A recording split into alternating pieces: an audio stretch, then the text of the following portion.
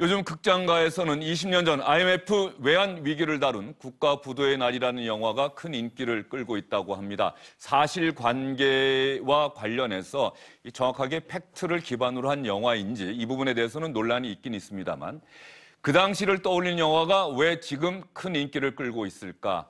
지금 우리의 경제 상황이 결코 좋지 않다. 이런 심리를 바탕으로 해서 많은 분들이 이 영화를 보면서 경제 위기에 대한 경각심을 느끼고 있는 것 아니냐 이런 분석이 나오고 있습니다. 이런 상황에서 김동연 경제부총리 겸 기획재정부 장관이 오늘 오전에 이임식을 끝으로 경제부총리직에서 물러났습니다.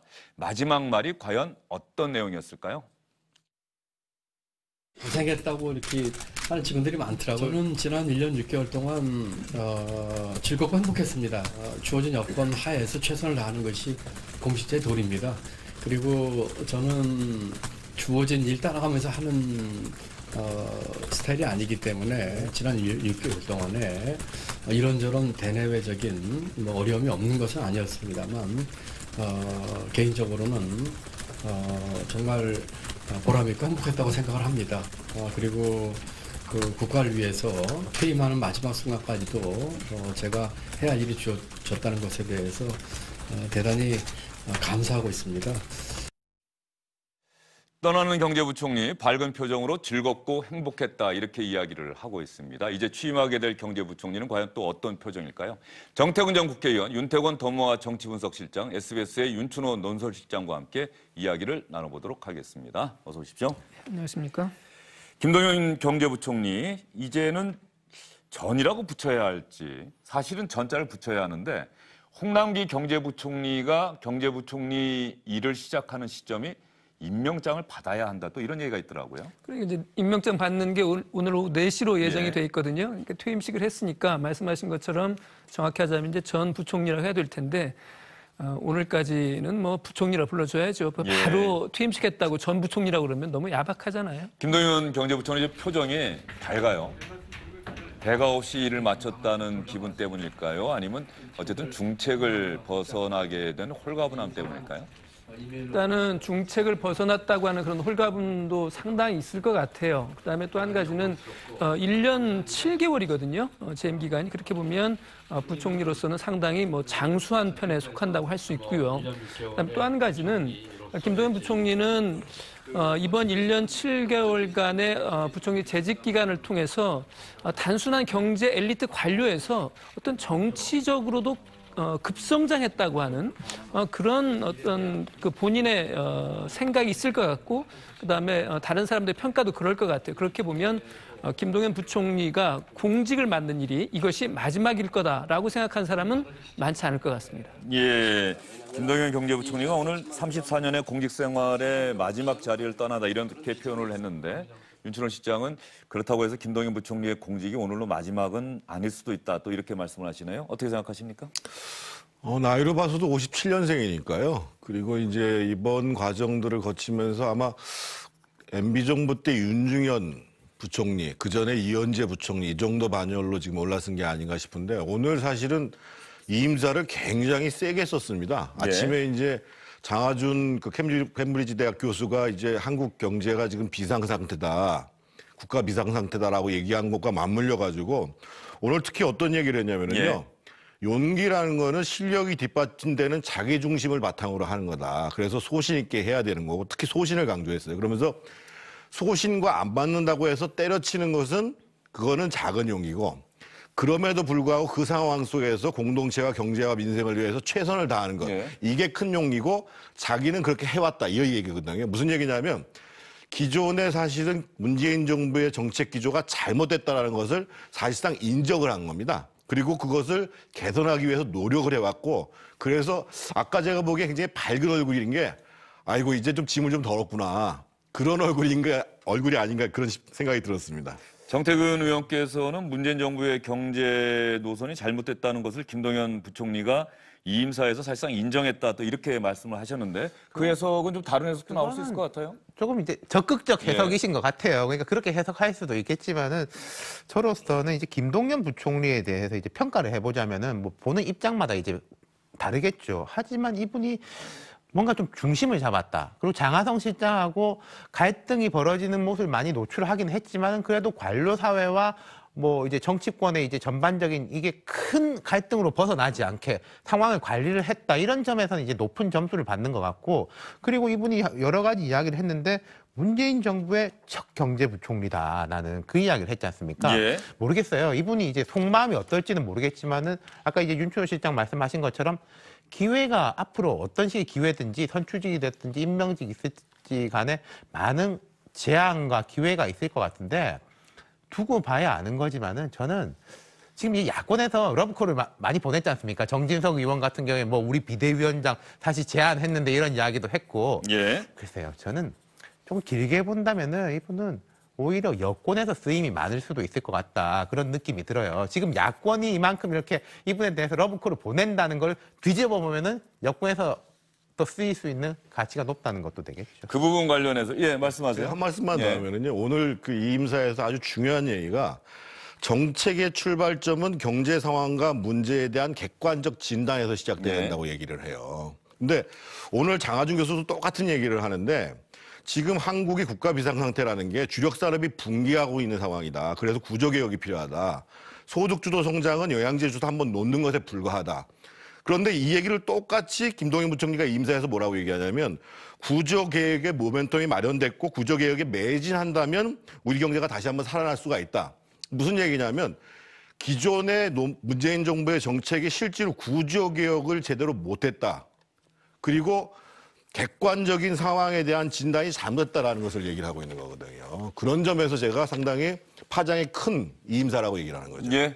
김동연 부총리의 이임사를 뭐 조금만 찾아보시면 다 찾아보실 수 있습니다. 김동연 부총리의 이임사를 한번 직접 읽어보시고 저희도 여유가 된다고 한다면 이 이임사 내용을 전문을 그대로 한번 주영진의 뉴스브리핑 홈페이지라도 한번 올려보겠습니다. 정태근 의원이 분석하신 그 내용이 맞는지 시청자 여러분께서도 직접 확인해 보시기 바랍니다.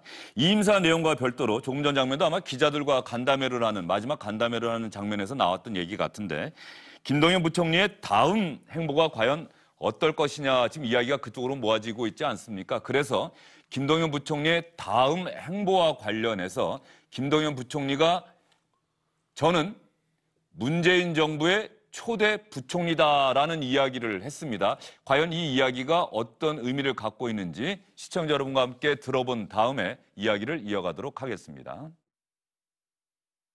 오늘 이제 퇴임을 하게 되는데 그냥 평범한 소시민으로 돌아갑니다. 그리고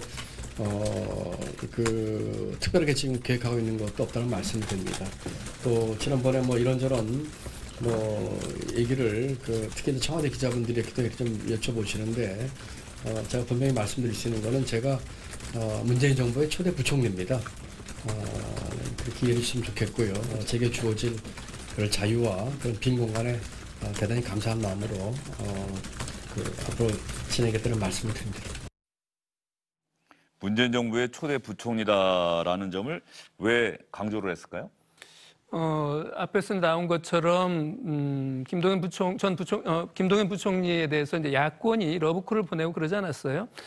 그다음에 일정하게 현 정부와는 자신이 약간 결을 달리하고 있다는 것을 오늘 퇴임사를 통해서 한번 이야기를 했거든요. 그렇게 보면 많은 사람들이 이거 뭐 야당 자유한국당으로 뭐 가는 거 아니냐라고 하는 생각을 쉽게 할 수 있을 텐데 김동연 부총리로서는 지금 단계에서 자신을 발탁해준 현 문재인 정부, 문재인 대통령을 버리고 다른 정당으로 간다는 생각은 안 할 것 같아요. 다만 국회 국정감사에서 나온 걸로 압니다마는 김동연 부총리가 지금은 경제 위기라기보다는 정치적 의사결정의 위기다라고 하는 말을 한 적이 있었거든요. 그런데 오늘 퇴임사에 보면 이런 말이 또 있습니다. 뭐냐면 이제 정치권이 중심이 되어서 책임 있는 결정을 해줬으면 좋겠다라고 이렇게 촉구하는 말이 나와요. 이게 무슨 말이냐 하면 저는 결국은 청와대가 우리 경제 문제의 현실을 제대로 파악하고 해결하기 위해서는 청와대, 문재인 대통령 이런 정치적 어떤 결단을 내릴 수 있는 주체들이 결정을 해야 되고 또 그러기 위해서는 자신과 같은 사람들도 필요에 따라서는 동원했으면 좋겠다. 그래서 자신이 정치권으로 갈 수도 있다라고 하는 그런 의사를 저는 간접적으로 피력한 게 아닌가. 또 충분히 그렇게 해석될 수 있다는 것을 알면서 이런 말을 했을 거라고 저는 봅니다. 예. 지금 말씀하신 내용을 제가 찾아보고 있는데 정치권이 중심이 돼서 책임 있는 결단을 내려야 한다. 더 가진 경제 주체와 사회 지도층의 희생과 양보가 절실하다. 언론, 노조, 대기업, 지식인들도 동참해서 사회적 대타협을 만들어가야 한다. 이렇게 이야기를 했고 그런 맥락에서 김동연 경제부총리가 정치권으로 진출할 가능성에 대해서도 이야기를 한 것 아니겠느냐, 내심을 밝힌 것 아니겠느냐 이런 분석을 해주셨는데 근데 제가 들은 이야기가 하나 있어요. 김동연 경제부총리에 대해서 말이죠. 지금의 여권에서 사실 그렇게 후한 평가를 안 하고 있다는 이야기를 제가 들은 기억이 있어요. 그래서 김동연 부총리가 지금 문재인 정부의 초대 부총리라는 점을 의도적으로 강조를 하긴 했는데 나중에 정치를 한다고 해서 그 정치를 하는 지점이 과연 더불어민주당이겠느냐, 다른 야권 아니겠느냐, 뭐 이런 해석도 얼마든지 가능할 것 같은데 정태훈 의원은 어떻게 보십니까? 초대 부총리라고 강조한 것은 이 정부 하에서는 정치적 행보를 다른 정당과 하지 않겠다라는 의미를 담고 있는 게 아닌가 싶어요. 이 정부 하에서는. 문재인 정부 하에서.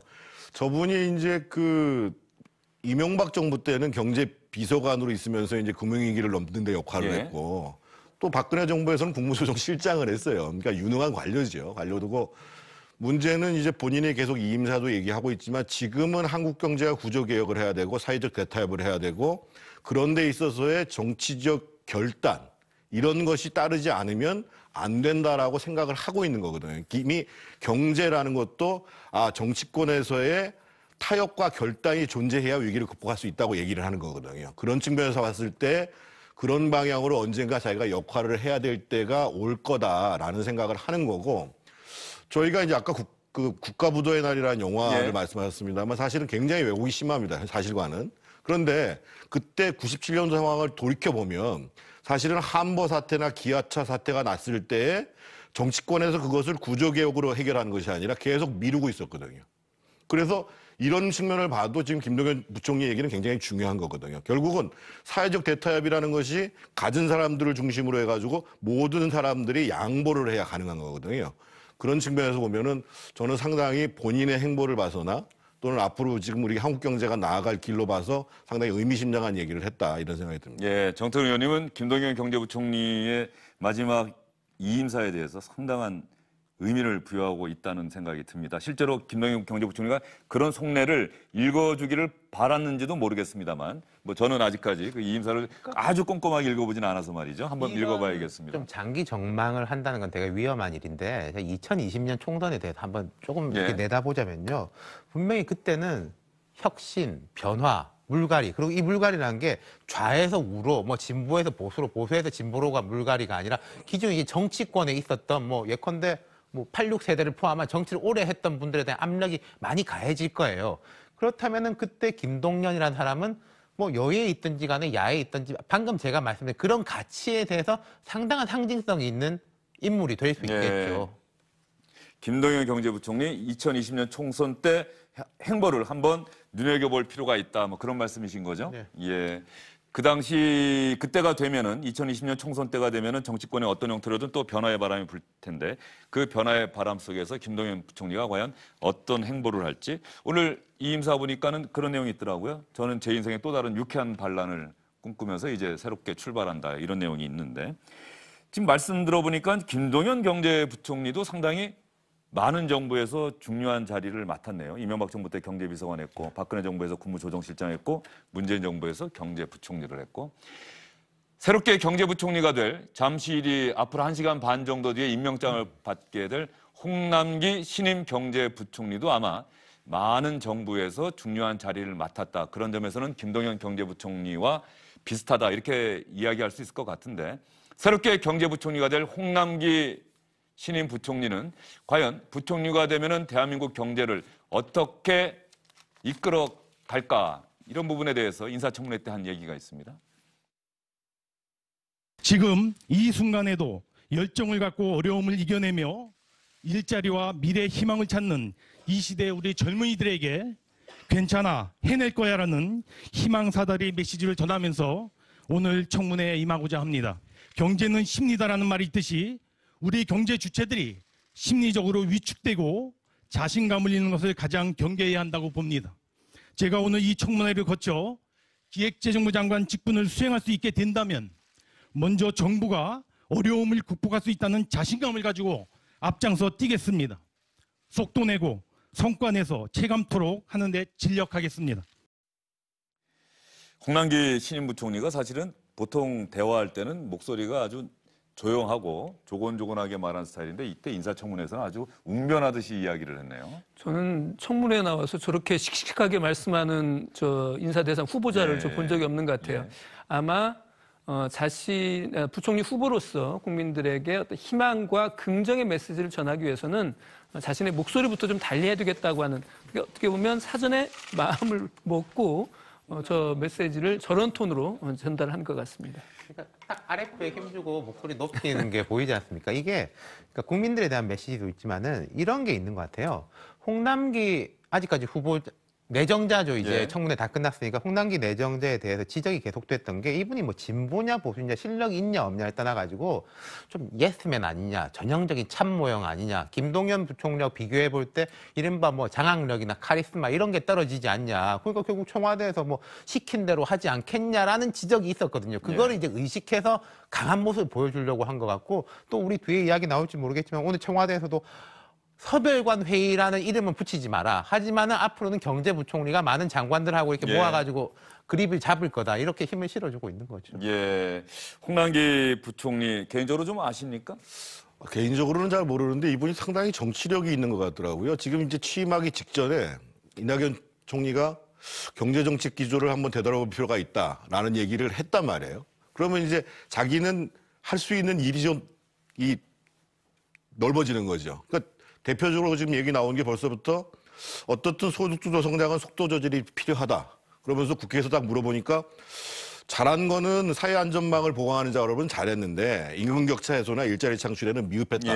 이렇게 얘기를 하는 거예요. 그러니까 기본적으로 자신이 필 정책에 대해서 자락도 깔고 또 지원도 얻으면서 정책을 조금 전환해 가겠다라는 것들을 보여주기 때문에 이전에 이제 소신이 상당히 없다라는 것을 다른 방면으로, 그러니까 정치력으로 지금 해결하는 것이 아닌가 이런 느낌을 좀 받았습니다. 저는. 예, 저는 정태근 의원님 말씀 듣다가 그 생각이 듭니다. 시청자 여러분 정말 기억해야 합니다. 선거 때 각 정당 그리고 후보들이 했던 이야기를 잘 기억을 해야 합니다. 그래야만이 다음 선거에서 그 기억을 토대로 해서 그 약속을 과연 제대로 실천했는지 이 부분에 대한 판단을 갖고 투표할 수 있지 않겠습니까? 저는 문재인 대통령이 대통령이 취임하고 바로 집무실에 일자리 현황판을 달았던 그 기억이 지금 그 말씀 듣다가 생각이 났습니다. 그만큼 일자리 창출하는 정부가 되겠다라고 하는 그 약속도 분명히 했습니다. 이 부분도 꼭 기억을 해야 될 것 같고요. 홍남기 신임 경제부총리 어떤 이력을 가진 인물인지 여러분께 한번 보여드리겠습니다.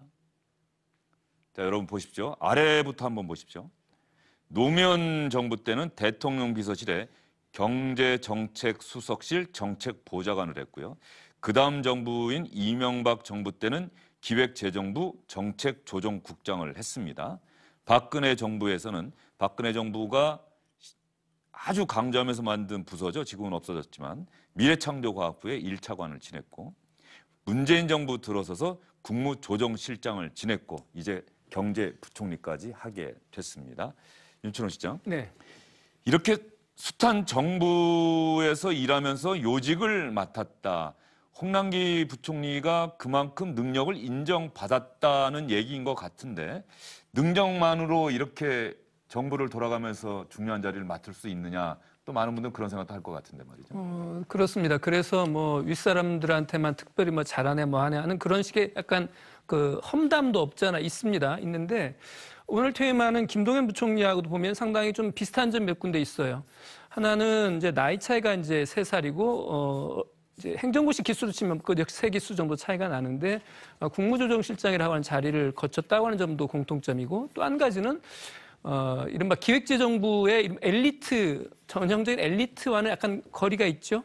뭐 서울대를 서울대 출신이 아닌 비주류 출신으로서 각 정권마다 저렇게 기용이 됐다는 거 보면 누가 뭐래도 뭐 능력은 있는 게 틀림없는 거예요. 그다음에 그런 어떤 정치적인 어떤 색깔을 띠지 않으면서 자신의 전문성으로 승부를 보면서 장관 자리, 그다음에 이제 경제를 총괄하는 경제부총리 자리까지 올랐다고 하는 그런 공통점이 있는 거죠. 그럼에도 불구하고 김동연 부총리는 확실히 이 자기 색깔이 원래부터 좀 강한 그런 강단이 있다라고 하는 그런 평을 받아왔던 것에 비하면 홍남기 부총리 내정자는 그에 비하면 약간 예스맨의 이미지가 있다라고 하는 그런 건 뭐 부인할 수 없을 것 같아요. 예. 홍남기 부총리가 앞으로 경제사령탑이다. 김수현 청와대 정책실장은 이제 투톱이란 말은 절대 있을 수 없다. 홍남기 부총리가 유일한 경제 원톱이 될 것이다. 이렇게 이야기를 했는데 과연 청와대와의 이 경제 정책을 놓고서 홍남기 부총리가 주도적으로 앞으로 경제 정책을 이끌어 나갈지 뭐 시청자 여러분께서도 또 언론도 앞으로 평가를 분명히 하게 될 겁니다. 그런데 홍남기 부총리 이력을 봤더니 저는 이분 말고도 말이죠. 상당히 역대 정부에서 이렇게 화려한 정부를 돌아가면서 화려한 경력을 가진 그런 분들이 꽤 있지 않습니까? 저는 고건 전 총리가 떠오르고 네, 또 떠오르는 고건 분이 뭐 있어요. 한덕수 뭐 이런 분들이 이제 보수 진보 정권 할 거 없이 이제 중용돼 왔던 또 이제 공통점들이 고건 총리 같은 경우 행정의 달인 뭐 이런 말을 하지 않습니까? 국무총리를 두 차례나 했군요. 30대 제 기억이 정확한지는 모르겠지만은 30대 후반에 도지사를 고백을 했죠. 예. 지냈죠. 그리고 내무, 농림, 교통 다양한 분야에 대해 가지고 다 거쳤지 않습니까? 그러니까 한때 이제 대권론까지 대망론까지 나왔었죠. 2007년에 무소속으로 대통령 후보로서 뛸 움직임을 보이다가 대통령 선거에 도전하지 않겠다 이렇게 선언했던 날이 기억납니다. 현장에서 취재했던 기억이 나는데 지지자 한 분이 또 소란을 피우기도 했었고 말이죠. 두 차례나 국무총리를 지냈다. 그야말로 뭐 대통령 빼고는 할 수 있는 거는 다 한 분이다 이런 평가가 안 나올 수가 없어요. 그 달인이라는 얘기가 그래서 나오잖아요. 네. 행정의 달인이라는 얘기가 나오는 거고 지금 이제 뭐 김동연 부총리나 그 저기 홍남기 신임 부총리 같은 경우도 사실은 이제 그 학력과는 다르게 아주 정통으로 저 사람 정말 좀 정통으로 제대로 일할 사람이다라는 코스를 걷고 있는 거죠 기본적으로. 그러니까 2008년도에도 2009년도에도 보면 윤중현 장관, 청와대에서는 비서관으로 이제 김동연 그리고 기획재정부에서는 정책조정국장으로 홍남기 뭐 이렇게 이제 네. 있는 거니까요. 저런 분들은 사실은 정권에 관계없이 제도를 발탁을 해야 됩니다. 실력이 있으면. 예. 다만 이제 그 정권이 갖고 있는 정책적 지향하고 다를 수가 있거든요. 그런 측면에서 봤을 때 어떻든 김동연 부총리는 그런 환경 속에서도 내 소신과는 안 맞지만 최선을 다해야 된다. 이렇게 드러냈고 아마 앞으로 이제 홍남기 부총리가 어떻게 할지 좀 기치가 주목이 되는 예, 거죠. 저는 노무현 전 대통령이 인수위 시절에 고건 전 총리를 초대 총리 후보자로 지명했을 당시 많은 분들이 놀랐던 그 기억이 지금도 생생하게 나고요. 한덕수 전 총리의 경력도 한번 볼까요? 한덕수 전 총리도 마찬가지로 역대 정부를 돌아가면서 요직을 다 맡았습니다. 김영삼 정부 때 통상산업부 차관을 했고요. DJ 정부 때는 경제수석, 통상교섭본부장을 지냈고 노무현 정부에서 국무총리, 경제부총리. 자, 노무현 정부 끝나면 이제 한덕수 대사의 공직 생활은 마무리되지 않겠느냐라는 예상을 깨고 이명박 정부에서는 또 주미 대사를 지냈습니다. 여러분들 한덕수 전 총리도 기억들 많이 하실 텐데 말이죠. 저는 여기서 이런 한덕수, 고건, 김동연, 홍남기 이런 분들의 어떤 공통점이라고 할까요? 오늘 이 프로그램을 보고 계시는 시청자분들이 한번 공감할 수 있는 그런 분석을 한번 듣고 싶어서 세 분께 한번 여쭙겠습니다. 저렇게 역대 정부를 돌아가면서 요직을 맡기 위해서는 과연 능력은 뭐 기본적으로 전제 조건이 돼야 될 것 같고요. 또 어떤 부분들이 필요할까요? 어떤 부분이 있길래 대통령마다 왜 저분들은 꼭 이렇게 중용을 했을까요? 저는 두 가지였을 것 같아요. 첫 번째는 일단 청렴함입니다. 어쨌든 돈과 관련한 스캔들이 없다고 하는 점, 그 점에 대해서는 특히 근대화 시기, 그다음에 경제적 어떤 굉장히 경제적으로 빠른 성장을 했고, 그다음에 재벌 위주의 성장을 하는 그런 과정에서도 돈과 관련된 추문이 없었다고 하는 점이 크게 있는 것 같고요.